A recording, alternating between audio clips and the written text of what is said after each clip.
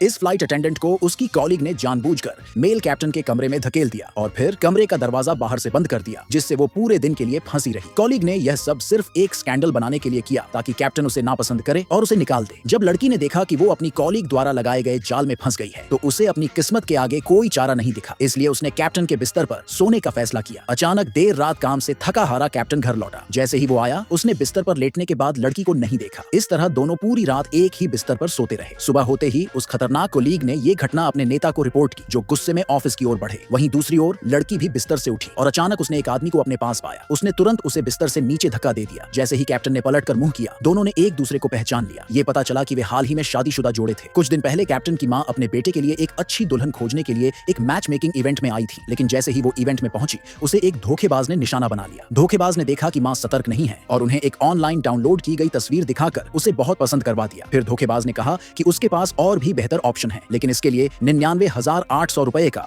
Membership fees देना पड़ेगा। उसने यहाँ तक कि ये भी वादा किया कि वह उसी दिन दुल्हन को घर लाकर देगा। जब मां धोखेबाज के जाल में फंसने ही वाली थी, तभी एक लड़की आई और उसने मां का फोन छीनकर धोखेबाज के खिलाफ सबूत दिखाए, लेकिन धोखेबाज ने फिर भी इसे मानने से इनकार कर दिया, ये कहते हुए कि बदनाम करने से जेल हो सकती है। हालांकि महिला ने पीसफुली कहा कि उसने पहले ही पुलिस को बुला लिया है और अब वो देखेंगे कि किसे गिरफ्तार किया जाता है। ये देखकर धोखेबाज को निराश होकर वहां से जाना पड़ा। अचानक लड़की का न्यायपूर्ण और बहादुर स्वभाव कैप्टन की मां की गहरी रुचि का कारण बन गया। मां बार बार यही सोचती रही कि कैसे उस लड़की को अपनी बहू बना सकती है। संयोग से उसी वक्त वहां हलचल मच गई। दरअसल वो कैप्टन, जिसने एक ही प्रयास में 100 से ज्यादा लोगों की जान बचाई थी, लौट आया था। उस घटना के बाद कंपनी के सभी फ्लाइट अटेंडेंट्स ने कैप्टन को एक वर्ल्ड क्लास हीरो मान लिया था। इस समय महिला को भी अचानक वो हादसा याद आ गया, क्योंकि वो भी उस विमान में थी। बिना जाने वो ये नहीं समझ पाई कि उस समय लोगों से घिरा हुआ कैप्टन दरअसल उस आंटी का बेटा था। दोनों जब बाहर आए तो मां ने अपने बेटे को फोन किया और कहा कि वो जल्दी से कैजुअल कपड़े पहनकर बाहर आए, क्योंकि उसे चिंता थी कि लड़की को पायलट पसंद नहीं आ सकते। लड़की जाने ही वाली थी, लेकिन मां ने नाटक करते हुए कहा